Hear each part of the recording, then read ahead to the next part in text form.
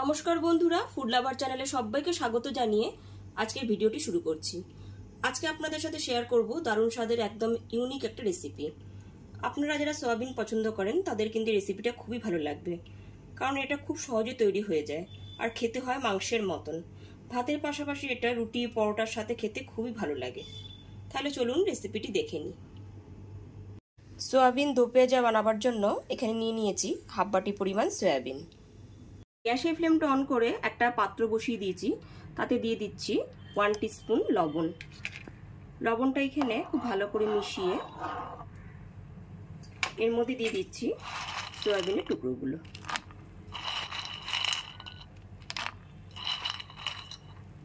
সয়াবিনগুলো দেওয়ার পর একটু নেড়ে নিচ্ছি, 4 থেকে 5 মিনিট সেদ্ধ করে নেব। সয়াবিনটা এখানে সেদ্ধ হয়ে গেছে আর ফুলে ডবল হয়ে গেছে। এবার গ্যাসের ফ্লেমটা অফ করে সয়াবিনটা খুব ভালো করে ধুয়ে নেব। সয়াবিনটা জল দিয়ে খুব ভালো করে ধুয়ে নেব। সমস্ত সয়াবিনগুলোকে এরকম খুব ভালো মতো চিপে নিয়ে তারপর একটা বাটিতে রাখছি। সয়াবিনগুলোতে যাতে জল না থাকে সেদিকে একটু নজর রাখতে হবে। সমস্ত সয়াবিনগুলোকে খুব ভালো করে জল চিপে নিয়ে তারপর একটা বাটিতে রেখেছি। এবার সয়াবিনগুলোর মধ্যে দিয়ে দিচ্ছি 1 টেবিল চামচ আদা রসুন বাটা, দিয়ে দেবো স্বাদ মতো লবণ, 1 টিস্পুন ঝাল লঙ্কার গুঁড়ো আর 1 টেবিল চামচ বেসন। এবার খুব ভালো করে মাখিয়ে নেব।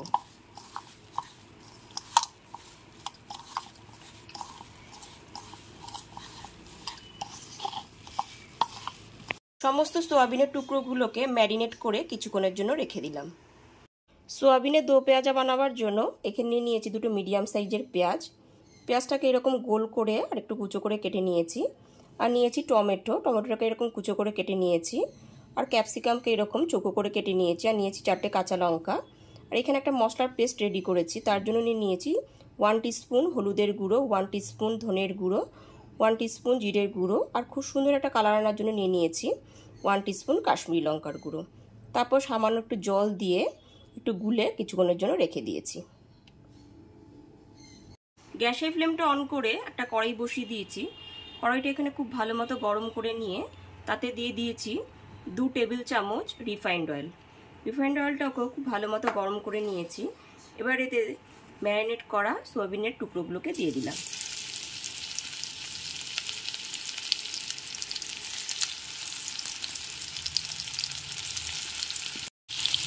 সয়াবিনের টুকরোগুলোকে উল্টে পাল্টে ভেজে নেব। প্রথম ব্যাচের সয়াবিনগুলো এখানে ভাজা হয়ে গেছে, এরকম লাল করে সয়াবিনগুলো ভেজে নিয়েছি। এবার একটা বাটিতে তুলে নেব। দ্বিতীয় ব্যাচের সয়াবিনগুলোকেও ঠিক একই রকমভাবে ভেজে একটা বাটিতে তুলে নিলাম। সমস্ত সয়াবিনের টুকরোগুলোকে এইরকমভাবে ভেজে বাটিতে তুলে নিয়েছি। সয়াবিনগুলো ভেজে নেওয়ার পর আবার কড়াইয়ের মধ্যে দিয়ে দিলাম 2 টেবিল চামচ রিফাইন্ড অয়েল। তেলটা এখানে খুব ভালো মতো গরম হয়ে গেছে। এবার এতে 2টো আলুকে এইরকম হাফ হাফ করে কেটে নিয়েছি। এবার এতে দিয়ে দিলাম। লবণ ও হলুদ মাখিয়ে আলুগুলোকে ভেজে নেব।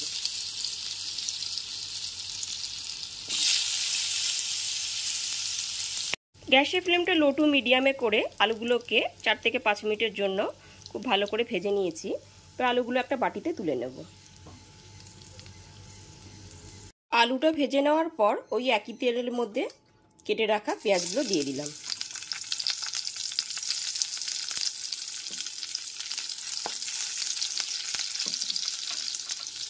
ক্যাপসিকামের টুকরোগুলো দিয়ে দিচ্ছি। গ্যাসের ফ্লেমটা লো টু মিডিয়ামে রেখে ক্যাপসিকাম আর পেঁয়াজটাকে হালকা করে ভেজেই তুলে নেব।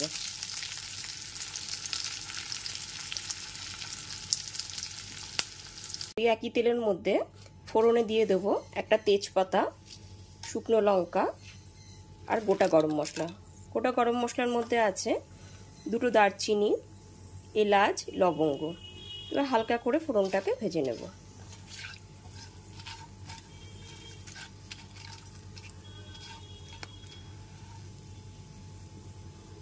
গ্যাসের ফ্লেমটা লোতে রেখে ফোড়নটা হালকা করে ভেজে নিয়েছি।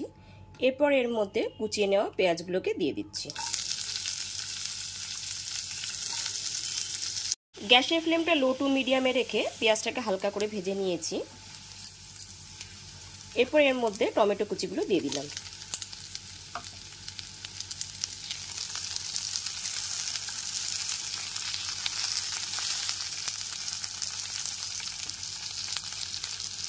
আর দিয়ে দেবো সামান্য পরিমাণ লবণ,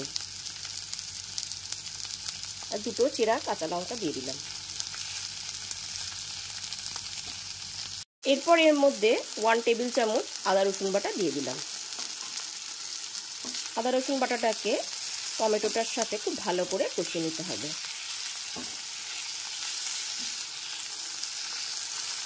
গ্যাসের ফ্লেমটা লো টু মিডিয়ামে রেখে আদা রসুন বাটাটা 2 থেকে 3 মিনিটের জন্য খুব ভালো করে কষিয়ে নেব। আদা রসুন বাটাটা এখানে কষানো হয়ে গেছে, টমেটোটা এখানে নরম হয়ে এসেছে। এরপর এর মধ্যে দিয়ে দিচ্ছি মশলার পেস্টটা। জিরের গুঁড়ো, হলুদের গুঁড়ো, কাশ্মীরি লঙ্কার গুঁড়ো, ধনের গুঁড়োর যে পেস্টটা করে রেখেছিলাম সেটা দিয়ে দিলাম। মশলার বাটিটা ধুয়ে দিয়ে দিচ্ছি কিছুটা পরিমাণ জল। গ্যাসের ফ্লেমটা লো টু মিডিয়ামে রেখে মশলাটা খুব ভালো করে কষিয়ে নিতে হবে। একটু সময় ধরে মশলাটাকে কষিয়ে নিতে হবে। দিয়ে দেব সামান্য পরিমাণ একটু লবণ, আর স্বাদটাকে ব্যালেন্স করার জন্য দিয়ে দিচ্ছি সামান্য পরিমাণ একটু চিনি। মশলাটা এখানে কষানো হয়ে গেছে, মশলাটা থেকে তেল রিলিজ হয়ে এসেছে। এরপর এর মধ্যে ভেজে রাখা আলু টুকরোগুলোকে দিয়ে দিচ্ছি।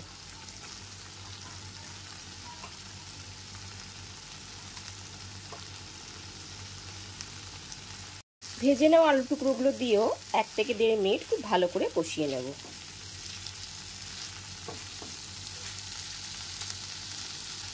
আলুগুলো কষাতে কষাতেই ভেজে নেওয়া সয়াবিনের টুকরোগুলোকে দিয়ে দিলাম।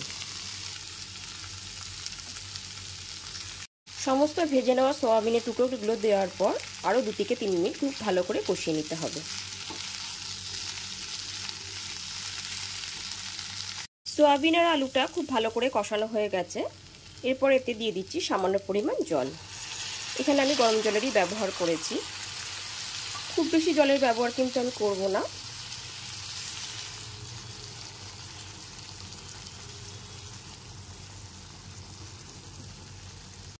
গরম জলটা দেওয়ার পর খুব ভালো করে একটু নেড়ে দিলাম। এরপর 1 থেকে 1.5 মিনিটের জন্য ঢাকা চাপা দিয়ে একটু রান্না করে নেব। ঢাকনাটা খুলে দেখে নিচ্ছি,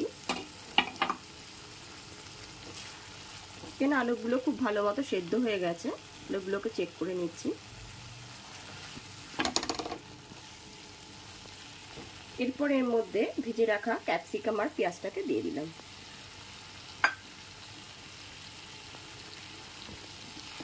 ক্যাপসিকাম আর পেঁয়াজটা দিয়েও খুব ভালো করে মিশিয়ে নিতে হবে।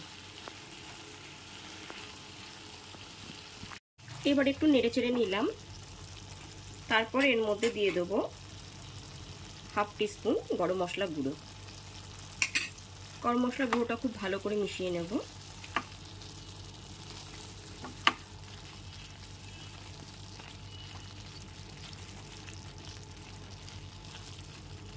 এবার গ্যাসের ফ্লেমটা অফ করে দিচ্ছি। গ্যাসের ফ্লেমটা অফ করে 2 থেকে 3 মিনিট স্ট্যান্ডিং টাইমে রেখে দিলাম। ফাইনালি রেডি হয়ে গেছে সোয়াবিনের দো পেঁয়াজা। এবার এটিকে পরিবেশন করব। ভাত অথবা রুটি পরোটার সাথে সোয়াবিনের এই রেসিপিটি কিন্তু খেতে অসাধারণ লাগবে। তাহলে অবশ্যই বাড়িতে একবার আপনারা বানিয়ে ফেলবেন। আমার এই রেসিপিটি যদি আপনাদের কাছে ভালো লাগে তাহলে অবশ্যই একটি লাইক করবেন আর কমেন্ট করে জানাবেন আমাকে রেসিপিটি আপনাদের কাছে কেমন লাগলো। আর আমার চ্যানেলটাকে সাবস্ক্রাইব করে পাশে থাকা বেল আইকনটি অবশ্যই প্রেস করে দেবেন। তাহলে আজকে এই পর্যন্তই, আবার হাজির হয়ে যাব নতুন কোনো রেসিপি নিয়ে। ভালো থাকবেন, সুস্থ থাকবেন, ধন্যবাদ।